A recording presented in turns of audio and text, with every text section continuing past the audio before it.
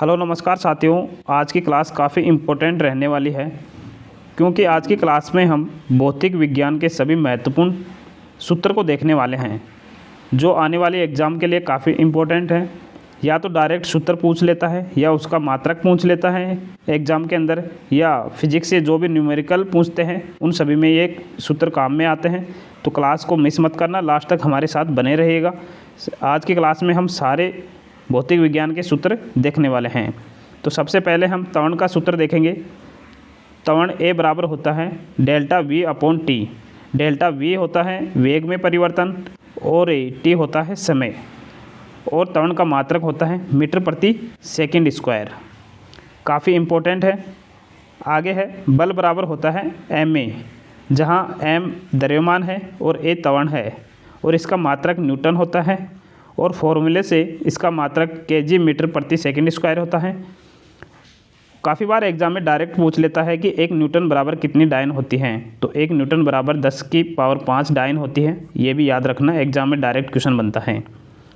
संवेग का सूत्र होता है P बराबर एम वी, जहाँ m द्रव्यमान है और v वेग है। इसका मात्रक होता है केजी मीटर प्रति सेकंड। आगे है आवेग। आवेग J बराबर होता है एफ टी, जहाँ F है बल और T है समय, और आवेग का मात्रक होता है न्यूटन इंटू सेकेंड। गति के 3 समीकरण हैं जो काफ़ी इम्पोर्टेंट हैं। यहाँ से डायरेक्ट क्वेश्चन बनता है। वैल्यू दी होगी आपको न्यूमेरिकल के अंदर, और डायरेक्ट सूत्र के माध्यम से उसका मान ज्ञात करना होता है। तो फर्स्ट फॉर्मूला है V बराबर U plus A T. Second है S बराबर U T plus half A T square. Third है V स्क्वायर बराबर U स्क्वायर प्लस 2AS। प्रथम समीकरण के अंदर वेग और समय के अंदर संबंध होता है। द्वितीय के अंदर विस्थापन और टाइम के बीच में संबंध होता है, और तीसरे समीकरण में वेग और विस्थापन के बीच संबंध होता है। ये क्वेश्चन भी डायरेक्ट पूछते हैं कि प्रथम गति के प्रथम समीकरण में किनका संबंध होता है, सेकंड में किसका होता है, थर्ड में किसका होता है। तो ये भी याद रखना। और nवें सेकंड में तय की गई दूरी ज्ञात करने का फॉर्मूला होता है SN बराबर U प्लस हाफ ए कोष्टक 2n माइनस 1। आगे हम प्रेक्षय गति को देखने वाले हैं। इसके 3 फॉर्मूले होते हैं। एक में उड्डयन काल ज्ञात किया जाता है, एक में महत्तम ऊंचाई ज्ञात की जाती है, एक से प्रास रेंज ज्ञात की जाती है। तो उड्डयन काल T बराबर होता है 2U sine theta upon G, और महत्तम ऊंचाई के लिए H बराबर U square sine square theta बटे 2G। प्रास के लिए U square sine 2 theta upon G। और मैक्सिमम प्रास ज्ञात करने के लिए 45 डिग्री के कोण पर किसी वस्तु को फेंकेंगे तब सबसे ज़्यादा प्रास प्राप्त होगी। तो ये भी याद रखना, किस कोण पे फेंकेंगे, 45 डिग्री के कोण पे। आगे हम बल आघूर्ण देखेंगे। बल आघूर्ण बराबर होता है F इंटू डी, जहाँ F होता है बल और D होता है बल युग्म भुजा। इसका मात्रक होता है न्यूटन इंटू मीटर। कार्य बराबर W बराबर होता है FS कोस थीटा, जहाँ F बल है और S है बल की दिशा में विस्थापन। कार्य का मात्रक होता है जूल और न्यूटन इंटू मीटर। अगर कोण थीटा 0 डिग्री हो तो कार्य महत्तम अधिकतम होगा, और थीटा 90 डिग्री हो तो कार्य क्या होगा, शून्य होगा।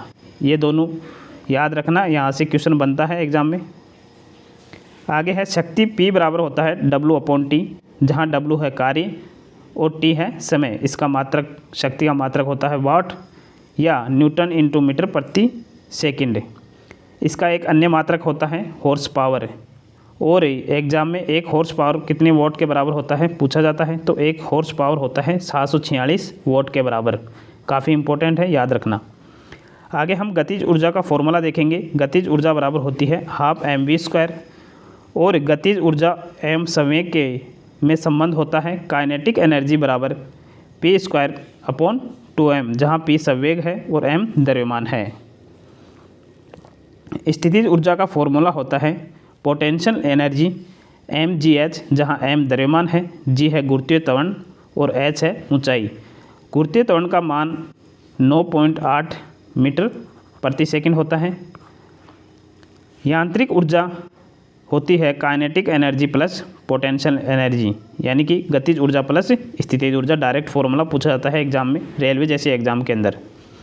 आगे हम गुरुत्वाकर्षण बल को देखने वाले हैं। गुरुत्वाकर्षण बल बराबर होता है F बराबर G m1 into m2 upon R square, जहाँ G सार्वत्रिक गुरुत्वाकर्षण नियतांक होता है। इसका मान होता है 6.67 into 10⁻⁻11 newton into metre square upon kg square, और इसकी खोज की थी हेनरी कैवेंडिश ने, यह भी याद रखना। गुरुत्वीय त्वरण बराबर होता है G बराबर capital G m e upon R E का होल स्क्वायर, जहाँ m e होता है पृथ्वी का द्रव्यमान और आर ई होता है पृथ्वी की त्रिज्या। उपग्रह की कक्षीय वेग ज्ञात करने का सूत्र होता है v0 √T g m e upon R. पलायन वेग का सूत्र होता है ve √T 2g r e, जहाँ r e पृथ्वी की त्रिज्या है और m e पृथ्वी का द्रव्यमान है। और पलायन वेग का मान होता है 11.2 किलोमीटर प्रति सेकंड। काफ़ी इंपॉर्टेंट क्वेश्चन है। यहाँ से ये क्वेश्चन पूछा जाता है बार बार एग्जाम के अंदर कि पलायन वेग कितना होता है पृथ्वी का, 11.2 किलोमीटर प्रति सेकंड, याद रखना। उपग्रह का कक्षीय वेग और पलायन वेग के अंदर संबंध होता है ve बराबर √2 v0, तो v0 का √2 कक्षीय वेग के बराबर होता है, याद रखना। घनत्व का सूत्र होता है d बराबर mv, जहाँ m द्रव्यमान है और v आयतन है। इसका मात्रक होता है kg प्रति मीटर क्यूब। दाब का फॉर्मूला होता है P बराबर F अपॉन A, जहाँ F बल है और H है क्षेत्रफल। इसका मात्रक होता है न्यूटन प्रति मीटर स्क्वायर। पृष्ठ तनाव T बराबर होता है F अपॉन L, F बल है और L लंबाई है। इसका मात्रक होता है न्यूटन प्रति मीटर, और पास्कल भी होता है। पृष्ठ तनाव का मात्रक पास्कल भी होता है। सॉरी, पृष्ठ तनाव का नहीं होता, दाब का होता है मात्रक, यहाँ गलत लिखा गया है। दाब का मात्रक होता है पास्कल। क्या होता है? पास्कल भी होता है। सरल लोलक का आवर्तकाल होता है T बराबर 2 पाई √L अपॉन G, जहाँ L लंबाई है। आगे हम देखेंगे V बराबर n लैम्बडा, जहाँ V चाल है, n आवर्ती है और लैम्बडा तरंगदैर्ध्य है। तो चाल और तरंगदैर्ध्य में ये संबंध होता है, याद रखना, डायरेक्ट क्वेश्चन बनता है। दर्पण की फोकस दूरी होती है 1/f बराबर 1/v प्लस 1/u,